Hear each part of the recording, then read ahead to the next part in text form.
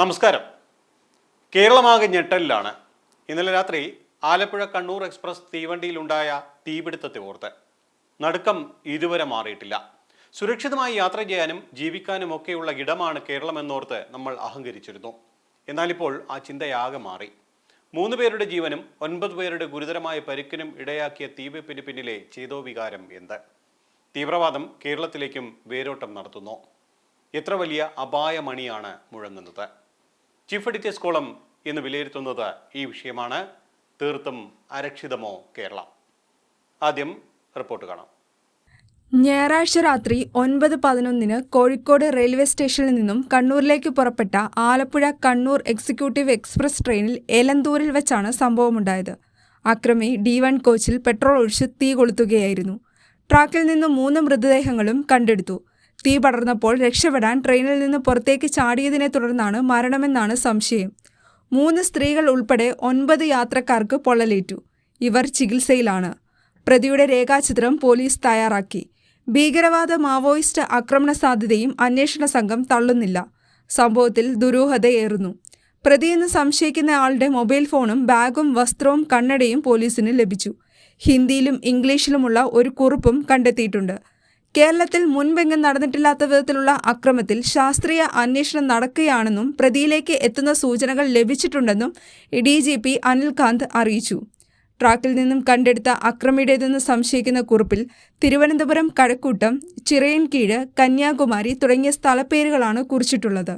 ഡൽഹി, നോയിഡ തുടങ്ങിയ സ്ഥലങ്ങളുടെ വിവരണവുമുണ്ട്. ഇംഗ്ലീഷിൽ S എന്ന രീതിയിൽ വലുതായി എഴുതിയിട്ടുണ്ട്.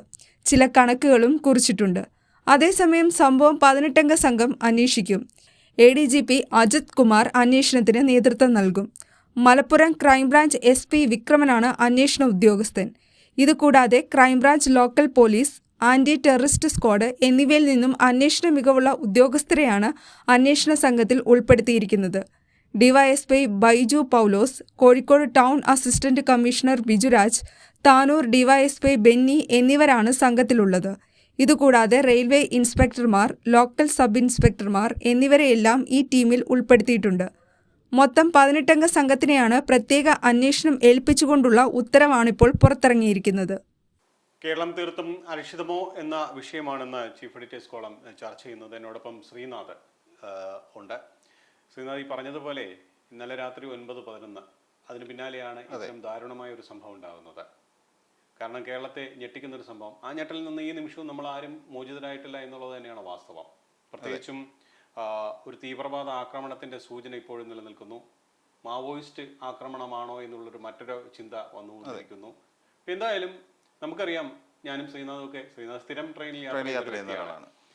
ട്രെയിനിൽ കയറുന്നു, നമ്മൾ കയറി കഴിഞ്ഞാൽ സുഖമായിരുന്നു ഉറങ്ങുന്നു, യാത്ര ചെയ്യുന്നു, നമ്മുടെ ലക്ഷ്യസ്ഥാനത്ത് എത്തുന്നു. നമ്മൾ ഒന്നിനെ കുറിച്ച് ചിന്തിക്കാറില്ല, അല്ലെങ്കിൽ പാർട്ടി വെക്കുന്നു, സുഖമായി യാത്ര ചെയ്തെത്തുന്ന ഒരു സ്ഥലമാണ് പ്രത്യേകിച്ച് കേരളത്തിൽ. കാസർഗോഡ് മുതൽ ഇങ്ങോട്ട് തിരുവനന്തപുരം വരെയുള്ള യാത്രക്കിടയിൽ നമുക്ക് ഒരു പ്രശ്നങ്ങളുമില്ല. വളരെ രസകരമായി യാത്ര ചെയ്ത്, വളരെ മനസ്സമാധാനത്തോടെ യാത്ര ചെയ്ത്, നമ്മുടെ മറ്റെന്തെങ്കിലും മനസ്സിൽ പ്രശ്നങ്ങൾ ഉണ്ടെങ്കിൽ അല്ലെ ആ യാത്രയിൽ ഒരു സിനിമയൊക്കെ എടുത്ത് കാണാം, പാട്ടൊക്കെ നന്നായിട്ട് ഉറങ്ങാം. അതൊക്കെയാണ് നമ്മൾ വളരെ രസകരമായി യാത്ര ചെയ്ത് നമ്മുടെ ലക്ഷ്യസ്ഥാനത്ത് എത്തുന്നു എന്നുള്ളതാണ്. നമ്മൾ പലപ്പോഴും ട്രെയിൻ യാത്ര, ദൂരയാത്രയിലേക്ക് പോകുമ്പോഴും നമ്മൾ കേരളത്തിലെ യാത്രകൾ വളരെ മനോഹരമായ ഭൂപ്രകൃതിയും കാര്യങ്ങളും ഒക്കെ കണ്ട് വളരെ ആസ്വദിച്ച് വാളയാറ് കയറുമ്പോൾ നമുക്ക് മനസ്സിനൊരു കുളിർമയാണ്. അതെ, നമ്മുടെ കേരളത്തിലേക്ക് കയറുമ്പോൾ ഉണ്ടാകുന്ന ഒരു സന്തോഷം വളരെ വലുതാണ്. എപ്പോഴും നമ്മൾ അനുഭവിച്ചിട്ടുള്ളതാണ്.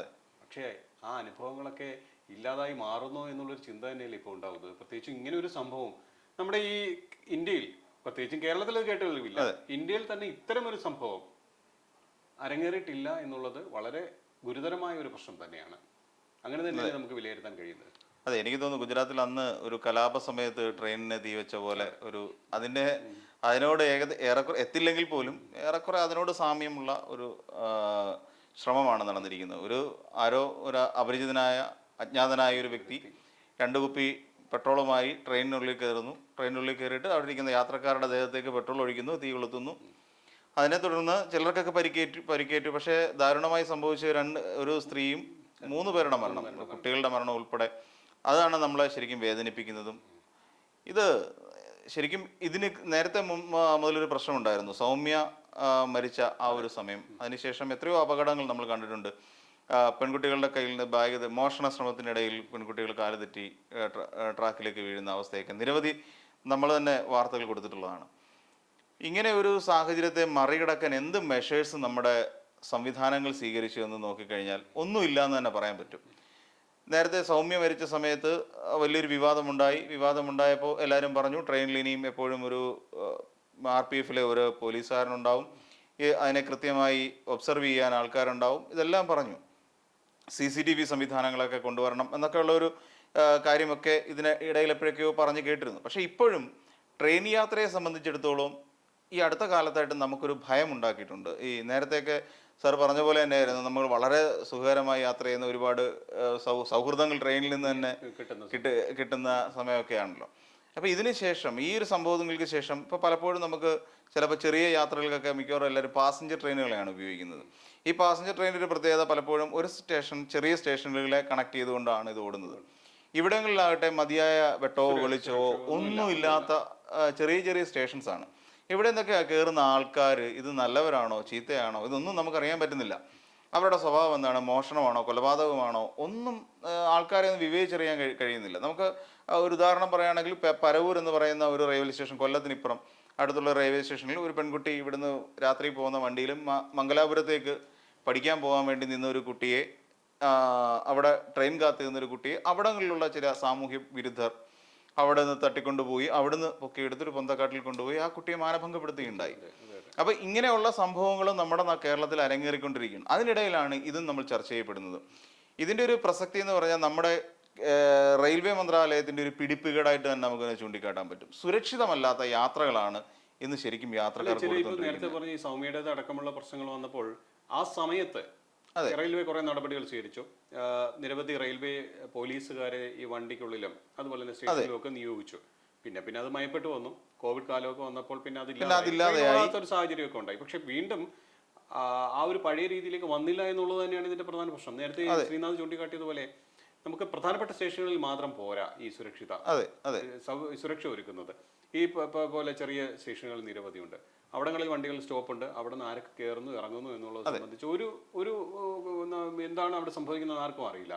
ഇവിടെയും സംഭവിച്ചത് തന്നെയാകാം. ഈ പ്രത്യേകിച്ചും ഈ ആലപ്പുഴയിൽ നിന്ന് പുറപ്പെട്ട ട്രെയിൻ D1 D2 കോച്ച് എന്ന് പറയുമ്പോൾ സാധാരണക്കാർ യാത്ര റിസർവേഷൻ കോച്ചാണ് സാധാരണക്കാർ യാത്ര ചെയ്യുന്നത്. അപ്പൊ അതില് ആ യാത്രക്കിടയിലാണ് ഇത്തരം ഒരു സംഭവം ഉണ്ടായത്. ഇയാള് ഉത്തർപ്രദേശ് സ്വദേശി എന്നാണ് ഇപ്പോൾ നമുക്ക് അവസാനമായി കിട്ടുന്ന വിവരം. രേഖാചിത്രങ്ങൾ അടക്കമുള്ള പല കാര്യങ്ങളും പോലീസ് പുറത്തു വിട്ടിട്ടുണ്ട്. പിന്നെ എന്നെ സംബന്ധിച്ച് അല്ലെങ്കിൽ നമുക്ക് പരിശോധിക്കുമ്പോൾ നമ്മുടെ ഈ അന്വേഷണ സംഘം വളരെ വിദഗ്ധമാണ്.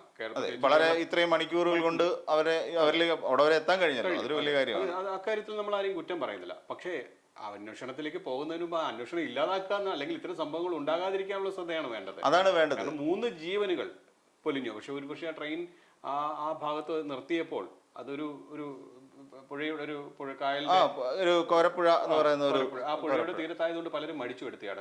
അല്ലാതെ അറിയാത്ത രീതി ചാടിയിരുന്നെങ്കിൽ എത്ര ജീവനുകൾ നഷ്ടമാകുമായിരുന്നു. ഭയം നമ്മുടെ മുന്നിൽ. ഇപ്പം ഞാനും ശ്രീനാഥ് ആണെങ്കിൽ പോലും നമ്മുടെ കൂട്ടത്തിലുള്ള ആരെങ്കിലും ആണെങ്കിൽ പോലും എത്ര തെങ്ങിനും ഉണ്ടായാൽ നമ്മൾ ഭയപ്പാടിലാകും. ഈ സമയത്ത് എന്തും ചെയ്യും. പക്ഷെ അത്തരം 3 ജീവനുകൾ നഷ്ടപ്പെട്ടു എന്ന് പറയുന്നതും 5 പേരുടെ നില അവർ ICUവിലാണ്. അവരുടെ മാനസികാവസ്ഥ കാര്യങ്ങൾ പ്രത്യേകിച്ചും പൊള്ളലേൽക്കുക എന്നൊക്കെ പറയുന്നത് വളരെ തീവ്രമായ ഒരു മനുഷ്യനും സഫർ ചെയ്യാൻ പറ്റുന്ന ഒന്നല്ല. അത്തരം സംഭവങ്ങളാണ് ഉണ്ടാവുന്നത്. എനിക്ക് തോന്നിയത് ഇപ്പോൾ ഇതൊരു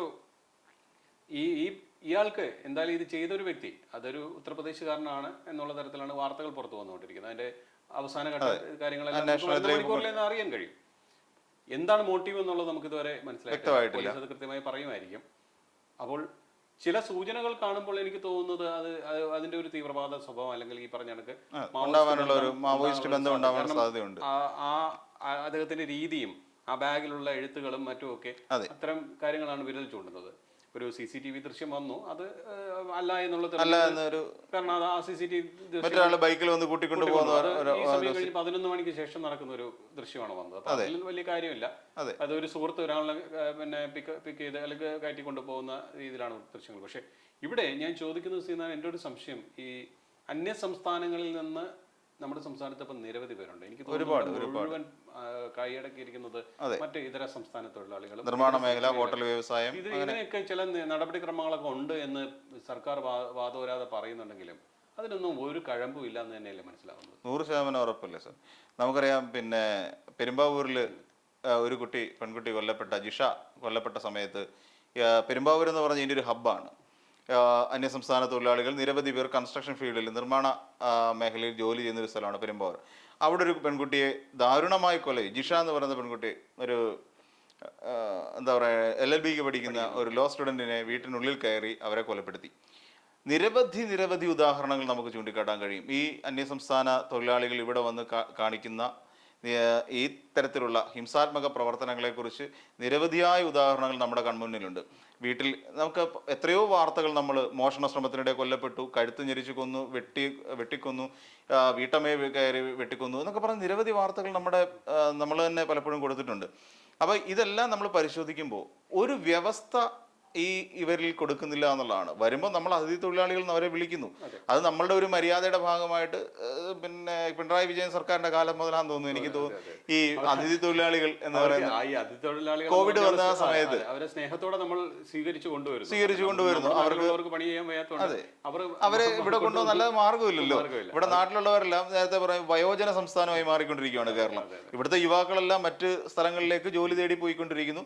അതിന് പകരം ഇവരെ റീപ്ലേസ് ചെയ്യുന്നത് നമ്മൾ ബംഗാളികളും ബീഹാറികളുമായിട്ടുള്ള ആൾക്കാരെ കൊണ്ട് റീപ്ലേസ് ചെയ്യുമ്പോൾ തന്നെ ശ്രദ്ധിക്കേണ്ടത് ഇത് ശരിക്കും പറഞ്ഞാൽ ബംഗാളുകാരോ അല്ലെങ്കിൽ അസം നിന്നോ അല്ല, ബംഗ്ലാദേശിലുള്ള ഇത്തരം മോശം പ്രവണതകളുള്ള നിരവധി പേരുണ്ട്. പക്ഷെ അതിനൊരു സ്ക്രൂട്ടിനി ഇല്ല എന്നുള്ളത് തന്നെയല്ലേ? അതെ, കാരണം കൃത്യമായി പരിശോധനകളൊന്നും നടക്കുന്നില്ല. അപ്പം എന്റെ തൊഴിലിടത്തേക്ക് ഇത്തരം ഒരാളെ കൊണ്ടുവരണമെങ്കിൽ അതിന് ഒരുപാട് നിയമങ്ങളും കാര്യങ്ങളും ഒക്കെ ഉണ്ട്.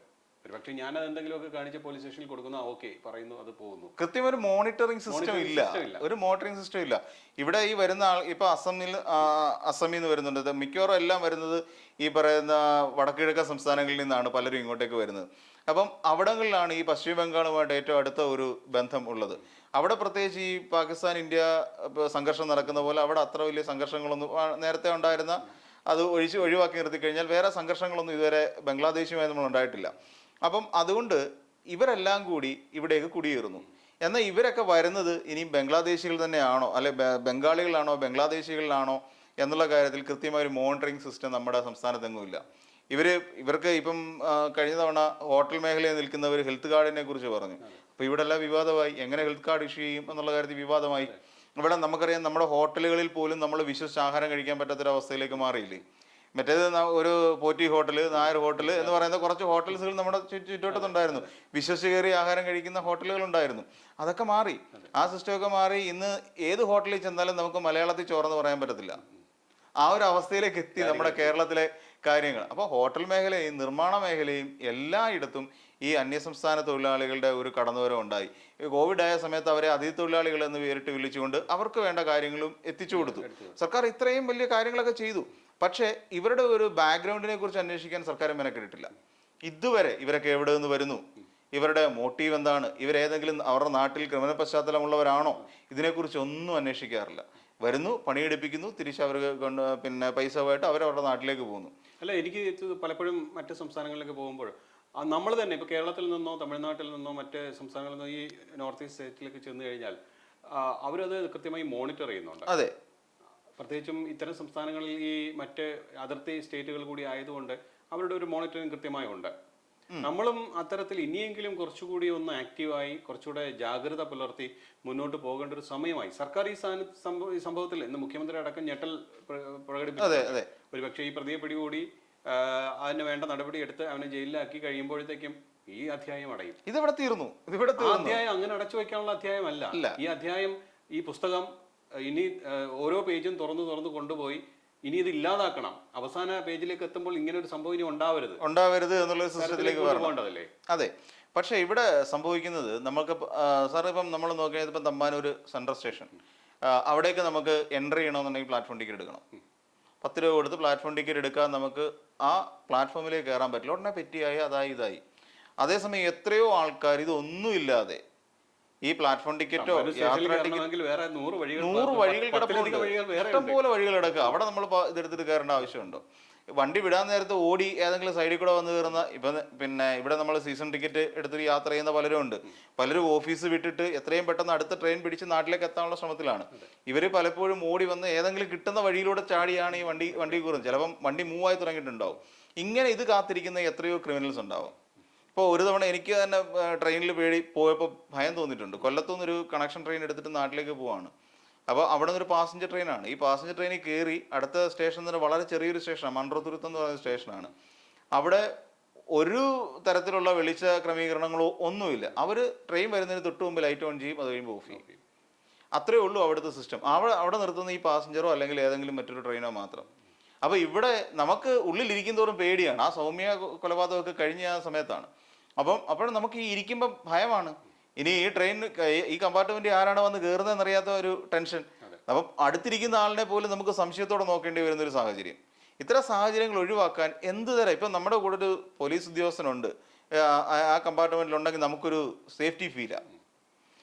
ഇങ്ങനെ ഒരാളുണ്ട്. അപ്പോൾ അങ്ങനെ ഒരു തോന്നൽ കൊടുക്കാൻ പോലുമുള്ള അങ്ങനെ ഒരു സുരക്ഷിതത്വം തോന്നിപ്പിക്കാനുള്ള ഒരു വഴി പോലും നമ്മുടെ സർക്കാരിന്റെ ഭാഗത്തുനിന്ന് ഉണ്ടാവുന്നില്ല. അതൊരു വലിയ വീഴ്ച തന്നെയാണ്. ഇതിലിപ്പോ ശ്രീനാഥ് പറയുന്നത് ഇപ്പം T1 D2 രണ്ട് കോച്ച്, ആ രണ്ട് കോച്ചുകളുമായി ബന്ധപ്പെടുത്തിയാണല്ലോ ഈ സംഭവം. പ്രത്യേകിച്ച് അത് റിസർവേഷൻ കമ്പാർട്ട്മെന്റ് ആണ്.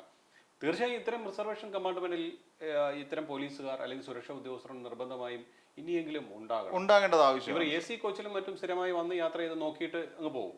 പക്ഷേ ഈ കോച്ചുകൾക്ക് ഉള്ളിൽ ഈ പോലീസുകാർ ഉണ്ട് എങ്കിൽ നമ്മൾ തീർച്ചയായും ഒരു സുരക്ഷിത, നമ്മുടെ മനസ്സിലൊരു സുരക്ഷിതത്വം ഉറപ്പാക്കപ്പെടും. ഇത് പല ട്രെയിനിലും സാറേ ഈ D1 D2 D3 ചിലപ്പോൾ അങ്ങനെ ഒരു കണക്ഷൻ ഒരു 3-4 കോച്ചൊക്കെ ഉണ്ടെന്നുണ്ടെങ്കിൽ പലപ്പോഴും ഇതിനെല്ലാം കൂടെ നോക്കുന്ന ഒരു TT ആയിരിക്കും. ഈ 4 കോച്ചിനും ഒരു TT ആയിരിക്കും ഉണ്ട്. അപ്പം ഈ പറയുന്ന TTക്ക് ഈ ടിക്കറ്റ് മുഴുവൻ എവിടെയെങ്കിലും എങ്ങനെയെങ്കിലും നോക്കി തീർത്തിട്ട് ഓരോ സ്റ്റേഷൻ വരുമ്പോൾ മാത്രമേ പുള്ളിക്ക് ഡ്യൂട്ടി ഉണ്ടാവും. ഇങ്ങനെ വന്ന് നോക്കുന്നു. ഇപ്പം തിരുവനന്തപുരത്ത് നിന്ന് വിടുന്ന ഒരു ട്രെയിനാണെന്നുണ്ടെങ്കിൽ തിരുവനന്തപുരത്ത് നിന്ന് കുറച്ച് പേര് കയറി, പിന്നെ അടുത്ത കൊല്ലത്തു നിന്നായിരിക്കും. അപ്പോൾ കൊല്ലത്തു നിന്ന് കുറച്ച് പേര് കയറി കഴിയുമ്പോൾ അവരുടെ ടിക്കറ്റ് എക്സാമിൻ ചെയ്തിട്ട് അദ്ദേഹം എവിടെയെങ്കിലും ഒരിടത്ത് മാറി സ്വസ്ഥമായിട്ടിരിക്കും. ഇത് കഴിഞ്ഞാൽ പിന്നെ ഇതിനകത്ത് നടക്കുന്ന ഒന്നും അറിയുന്നില്ല. ഈ ട്രെയിനകത്ത് ഈ 3 ട്രെയിൻ എന്ന് പറഞ്ഞാൽ 3 ബസ്സിനേക്കാൾ വലുപ്പത്തിൽ നീളത്തിൽ കിടക്കുന്ന സാധനങ്ങളാണത്. ഏകദേശം എനിക്ക് തോന്നുന്നു 210-210 ആൾക്കാർ യാത്ര ചെയ്യുകയാണ് ഈ 3 കോച്ചുകളിലായിട്ട്.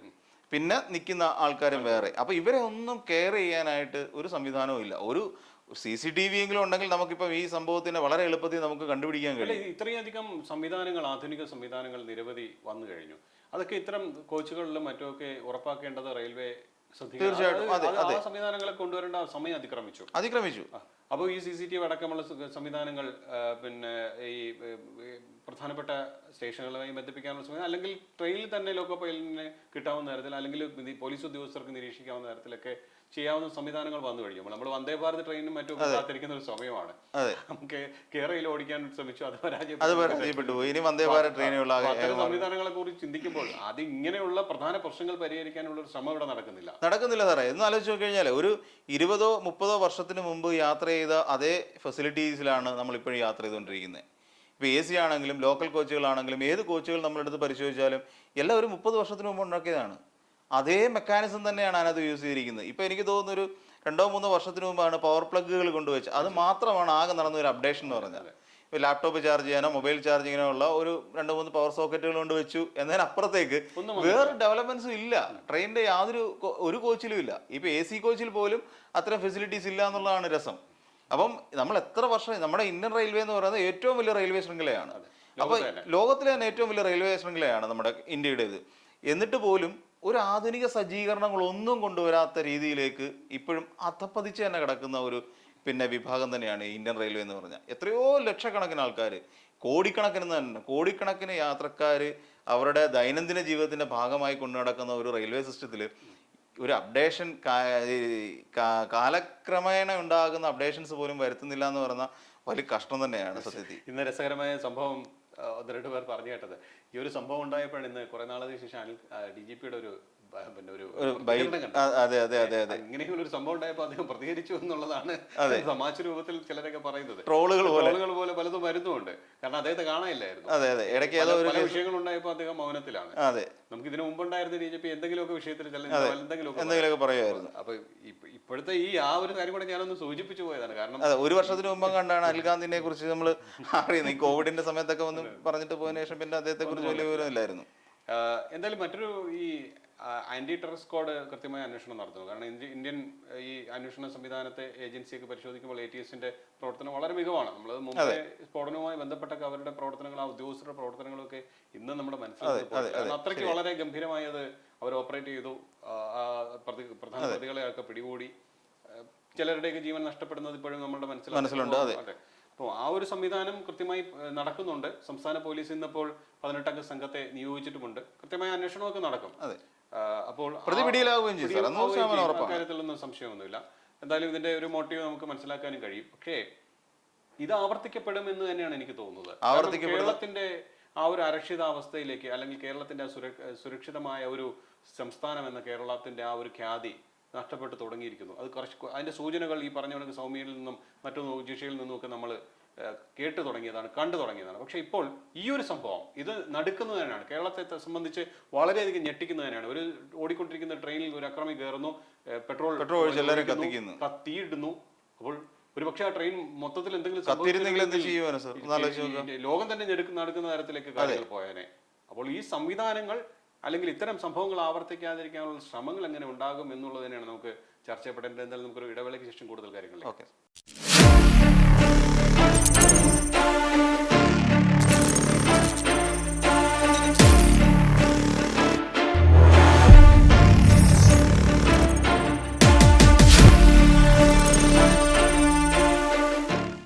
ചീഫ് എഡിറ്റേഴ്സ് കോളം തുടരുന്നു. ശ്രീനാഥ് ഈ വിഷയത്തിൽ എന്നോടൊപ്പം തുടരുകയാണ്. ശ്രീനാഥ് പറഞ്ഞതുപോലെ ഈ മാവോയിസ്റ്റ് ബന്ധം അത് കേരളത്തിൽ അങ്ങനെ ഒരു സാഹചര്യം ഉണ്ടായാൽ പലപ്പോഴും വയനാട് മറ്റേ ഈ വനയോര മേഖലകളിൽ ഇത്തരം ആൾക്കാരെ കണ്ടെത്തിയെന്ന് പിന്നെ അതിനെ അന്വേഷിച്ചു പോകുന്നതൊക്കെ നമ്മൾ പതിവായി കാണുന്നതാണ്.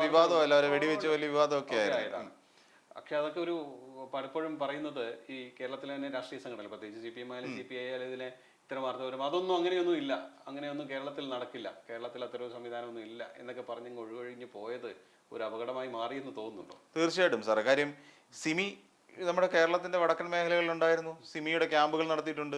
നമ്മുടെ കേരളത്തിൽ നിന്നുള്ള എത്രയോ പെൺകുട്ടികൾ അതിനകത്ത് റിക്രൂട്ട് ചെയ്യപ്പെട്ടിട്ടുണ്ട്. അപ്പം ഇങ്ങനെയുള്ള ഭീകരവാദ പ്രവർത്തനങ്ങളുടെ ഹബ്ബായി കേരളത്തെ മാറ്റാൻ കഴിയും. ഇപ്പൊ അടുത്ത കാലത്തുണ്ടായ ഒരു സ്ഫോടന കേസിലെ പ്രതി നമ്മുടെ കേരളത്തിൽ വന്നിട്ടുണ്ട്, എറണാകുളത്ത് താമസിച്ചു എന്ന് പറഞ്ഞിട്ട് ബാംഗ്ലൂരിൽ നടന്ന പ്രഷർ കുക്കർ കേസിലെ ആ സ്ഫോടന കേസിലെ പ്രതി നമുക്ക് ഇവിടെ താമസിച്ചിരുന്നു എന്ന് പറയുന്നു. കൊച്ചി കളമശ്ശേരിയിൽ ഏതൊരു ഹോട്ടലിൽ താമസിച്ചിരുന്നു എന്ന് പറയുന്നു. അപ്പോൾ അങ്ങനെയൊക്കെ നമ്മൾ നോക്കുമ്പോൾ ശരിക്കും കേരളം ഇതിൻ്റെ ഒരു ഹബ്ബായി മാറാനുള്ള എല്ലാ സാധ്യതകളും തെളിഞ്ഞു വരികയാണ്. ഒരു ടെററിസത്തിന്റെ, ഒരു തീവ്രവാദത്തിന്റെ ഒരു ഹബ്ബിലേക്ക് എത്തിക്കൊണ്ടിരിക്കുകയാണ്. ഇവിടെ പലപ്പോഴും കാര്യം പല തീവ്രവാദികൾക്കും കേരളം ഒരു സുരക്ഷിത സ്ഥാനമാണ്, മറ്റു നാടുകളിലെ പോലെയല്ല. ഇവിടെ വന്നു കഴിഞ്ഞാൽ ആരും ശ്രദ്ധിക്കാനൊന്നുമില്ല. ഈ ഡെൻസിറ്റി കൂടുതലാണെങ്കിൽ പോലും ആരും ഇക്കാര്യങ്ങളൊന്നും ബോധേഡല്ല. തന്നെയല്ല, ഒരു അന്യസംസ്ഥാന തൊഴിലാളിയുടെ വേഷത്തിലേക്ക് കേരളത്തിലേക്ക് എത്തുക എന്ന് പറഞ്ഞാൽ വളരെ നിസ്സാരമായി നടക്കുന്ന കാര്യമാണ്. ഇവർക്ക് അതുകൊണ്ട് ഈ രീതിയിൽ നിന്നുകൊണ്ട് തന്നെ ഇതിനെ പൊലിപ്പിച്ചെടുക്കാൻ പറ്റും. അവരുടെ പ്രവർത്തനങ്ങൾ കൂടുതൽ ഡെവലപ്പ് ചെയ്യാൻ ടെററിസ്റ്റുകളുടെ ഒരു വിളനിലമാക്കി അവർക്കത് മാറ്റിയെടുക്കാൻ ഈ സംസ്ഥാനം ഏറ്റവും ഉപകാരപ്രദമാകുന്ന തരത്തിലേക്കാണ് കാര്യങ്ങൾ.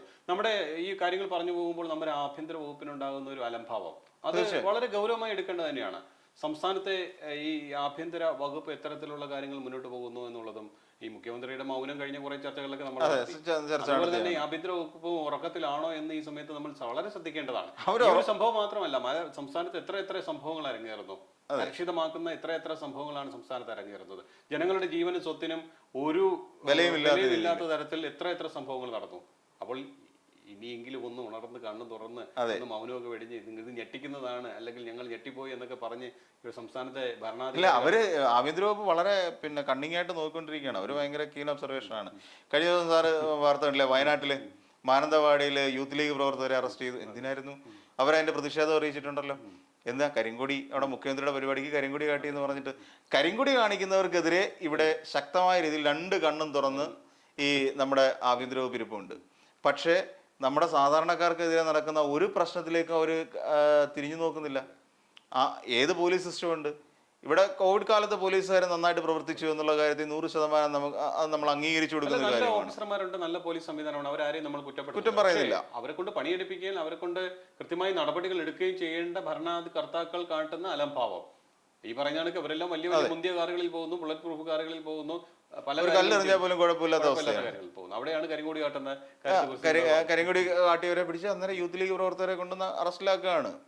അപ്പോൾ ഈ രീതിയിൽ അവർ ഭയങ്കര ആക്റ്റീവാണ്. പക്ഷെ എന്തുകൊണ്ടോ ഇത്തരം കാര്യങ്ങൾ നേരത്തെ സാറ് പറഞ്ഞ പോലെ ഈ അന്യസംസ്ഥാന തൊഴിലാളികളെ പണിയെടുപ്പിക്കാൻ കൊണ്ടുവരുമ്പോൾ എത്ര കോൺട്രാക്ടർമാർ അവരുടെ ബയോഡേറ്റ അല്ലെങ്കിൽ അവരുടെ ഡീറ്റെയിൽസ് വെച്ചിട്ട് പോലീസ് സ്റ്റേഷനുമായിട്ട് ബന്ധപ്പെടുന്നുണ്ട്? സാർ ശ്രദ്ധിച്ചിട്ടുണ്ടോ? ഒരാൾ പോലും ഇല്ല. ഒരൊറ്റ മനുഷ്യൻ. നമ്മുടെ കേരളത്തിൽ അങ്ങോളം ഇങ്ങോളം നിരവധി കൺസ്ട്രക്ഷൻ സ്ഥാപനങ്ങളുണ്ട്. അതിൻ്റെ കീഴിൽ നിരവധിയായ അന്യസംസ്ഥാന തൊഴിലാളികളുണ്ട്. ഇവരാരും തന്നെ അടുത്തുള്ള പോലീസ് സ്റ്റേഷനിൽ പോയിട്ട് ഇത്ര തൊഴിലാളികൾ എൻ്റെ കൂടെ ജോലി ചെയ്യുന്നുണ്ട്, അന്യസംസ്ഥാന തൊഴിലാളികൾ, ഇവരുടെയൊക്കെ ബാക്ക്ഗ്രൗണ്ടിനെ കുറിച്ച് അന്വേഷിക്കണം. ഇതിനെക്കുറിച്ച് ഒന്നും ഒരു നടപടിയില്ല. ഇവര് പലപ്പോഴും എനിക്ക് ഞാൻ ഒരു സമയത്ത് മനസ്സിലാക്കിയ ഒരു കാര്യം, ഇവർ കൊടുക്കുന്ന ഐഡന്റിറ്റി കാർഡ് പോലും വ്യാജമാണ്. അവരുടെ രേഖകൾ മുഴുവൻ പലതും ഇത് കൂട്ടത്തിൽ നല്ലവരും ഉണ്ട്, ഇല്ല എന്ന് പറയാം. അതെ. പക്ഷെ ഒരു നല്ലൊരു ശതമാനവും ഈ ക്രിമിനൽ പശ്ചാത്തലമുള്ളവരാണ് ഇങ്ങോട്ട് വരുന്നതെന്നുള്ളതാണ് ഈ ഇന്റലിജൻസ് റിപ്പോർട്ടും മറ്റും അനുസരിച്ച് മനസ്സിലാക്കാൻ കഴിഞ്ഞിട്ടുള്ളത്. ഇപ്പം ഇന്റലിജൻസ് റിപ്പോർട്ടുകൾ പോലും പലപ്പോഴും ഗവനിക്കാതെ ഇതിപ്പോൾ ശ്രീനാഥ് പറഞ്ഞതുപോലെ ഈ കണക്കിൽപ്പെടാത്ത അല്ലെങ്കിൽ ഈ രേഖകളൊന്നും ഇല്ലാതെ എത്രയോ പേർ ഒരുപാട് തൊഴിലാളികൾ നമ്മൾ അവരെ കുറ്റപ്പെടുത്തുകയല്ല, നല്ലവരും ഉണ്ട്, അവരെ നമ്മൾ മോശപ്പെടുത്തേണ്ട കാര്യമില്ല. ചിലരൊക്കെ ഇവിടെ സെറ്റിൽ ആയിട്ടുണ്ട്, ഫാമിലി ആയിട്ട് സെറ്റിൽ ആയിട്ടുണ്ട്. നല്ല ജീവിതം നയിക്കാൻ വേണ്ടി അവരുടെ ദുരന്തങ്ങളും കാര്യങ്ങളും അവരുടെ അവിടുത്തെ അവസ്ഥയൊക്കെ വല്ലാത്ത അവസ്ഥയായതുകൊണ്ട് അവർ അത് കേരളത്തിലേക്ക് വന്ന് അവർ ജോലി ചെയ്ത് പൈസ ഉണ്ടാക്കി അവർ നല്ല രീതിയിലേക്കാവും. പക്ഷെ ഇത്തരം ക്രിമിനലുകളും ഇതിനൊരു ഒരു മുതലെടുപ്പ് നടത്തുന്നു എന്ന് തന്നെയല്ലേ നമുക്ക് മനസ്സിലാക്കേണ്ടത്? തീർച്ചയായിട്ടും അത് തന്നെ സാറേ. കാര്യം അവർക്കൊക്കെ വളരാൻ പറ്റിയ ഒരു മണ്ണായി അവരിതിനെ കാണുന്നു, കേരളത്തെ കാണുന്നു. കേരളത്തിൽ പൊതുവെ സമാധാന അന്തരീക്ഷമാണ്, വേറെ റൈറ്റുകളുടെ ഒന്നും ഒരു കാലമില്ല. മാറാട് കലാപമോ അങ്ങനത്തെ കുറച്ച് കലാപങ്ങൾ ഒഴിവാക്കി നിർത്തി കഴിഞ്ഞാൽ, അല്ലെങ്കിൽ ഇവിടെ അഞ്ചുതം കടപ്പുറത്തുണ്ടായ പ്രശ്നങ്ങൾ, അതൊക്കെ അങ്ങനെയുള്ള കാര്യങ്ങളൊക്കെ ഒഴിവാക്കി നിർത്തി കഴിഞ്ഞാൽ പൊതുവെ കേരളം സമാധാന അന്തരീക്ഷത്തിലെ മുന്നോട്ട് പോയിക്കൊണ്ടാണ്. പൊളിറ്റിക്കലായിട്ട് ഫൈറ്റുകൾ വല്ലപ്പോഴും RSSും CPM തമ്മിലുണ്ടാകുന്ന ഫൈറ്റുകൾ, അപ്പോൾ ഇങ്ങനത്തെ കുറച്ച് പൊളിറ്റിക്കൽ ഫൈറ്റുകൾ അത് ഒരു ഇതിനുശേഷം അങ്ങ് അവസാനിക്കുകയാണ്.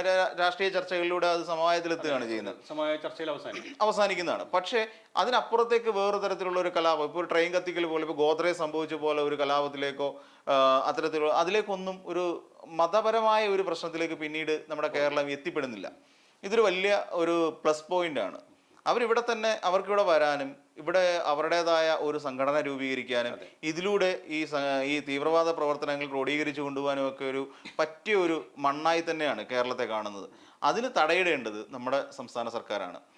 സംസ്ഥാന സർക്കാരും ആഭ്യന്തര വകുപ്പിന് ഭയങ്കരമായ കടമയുണ്ട്. ഓരോ സ്ഥലത്തും ജോലി ചെയ്യുന്ന എവിടെയൊക്കെ ഏതൊക്കെ വിഭാഗങ്ങളിൽ ഏതൊക്കെ മേഖലകളിൽ അവർ ജോലി ചെയ്യുന്നുണ്ടെന്ന് വെച്ച് കഴിഞ്ഞാൽ അവരുടെ ഫുൾ ഡീറ്റെയിൽസ് എടുക്കുക.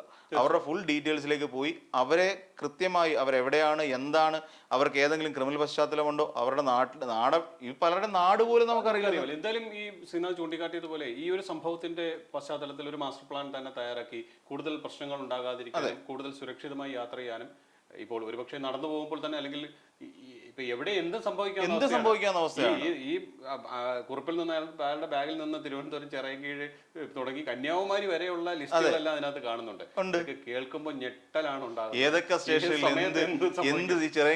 മാത്രമല്ല ശ്രീനാഥ്, ബസ് സ്റ്റാൻഡ് ആയാലും അല്ലെങ്കിൽ ഒരു പക്ഷേ ഒരു മാർക്കറ്റ് ആയിക്കോട്ടെ സാർ. ഇപ്പൊ നമ്മുടെ തിരുവനന്തപുരം നഗരത്തെ സംബന്ധിച്ചിടത്തോളം നമ്മുടെ പാളയം മാർക്കറ്റ് ഉണ്ട്, ചാല മാർക്കറ്റ് ഉണ്ട്. അവിടെ ദിവസേന വന്നു പോകുന്ന ആൾക്കാരുടെ എണ്ണം സാറൊന്ന് ആലോചിച്ച് എത്ര ഷോപ്പുകളാണ് ഉള്ളത്. പത്മനാഭസ്വാമി ക്ഷേത്രം പോലുള്ള ഒരു വലിയ ക്ഷേത്രം സ്ഥിതി ചെയ്യുന്നു. അപ്പം എത്രയോ തന്ത്രപ്രധാനമായ ഒരു പ്രദേശമാണ് തലസ്ഥാന നഗരം. ഇതുപോലെ ഓരോ ജില്ലകളിലും അതിൻ്റെതായ നയതന്ത്ര പ്രാധാന്യമുള്ള എത്രയോ സ്ഥലങ്ങളുണ്ട്. ഇവിടങ്ങളിലൂടെ എല്ലാം ഇവരുടെ വേരോട്ടം ഉണ്ടെങ്കിൽ പിന്നെ നമുക്ക് എന്ത് ചെയ്യാൻ പറ്റില്ല.